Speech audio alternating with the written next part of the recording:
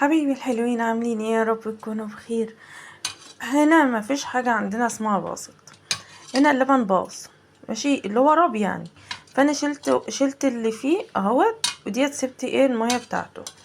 شلت اللي فيه هنا، رحت عاملاها مصفياها اهي، وقلبتها بشوية ملح. وديت هتبقى جبنة.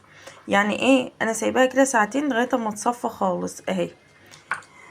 وديت اهيت هنروح حاطينها في كيس وهنحطها في الفريزر. هنعملها لاي يوم، نعمل فيها مكرونه بشاميل، كوسه بشاميل، اي حاجه.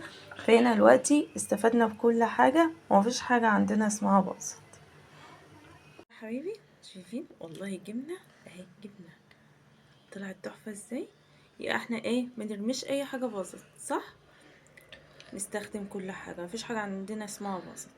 يلا ما تنسونيش بقى في لايك ومتابعة للصفحة، وما تنسونيش كمان في كلمة حلوة منكم. اشوفكم على خير، باي باي.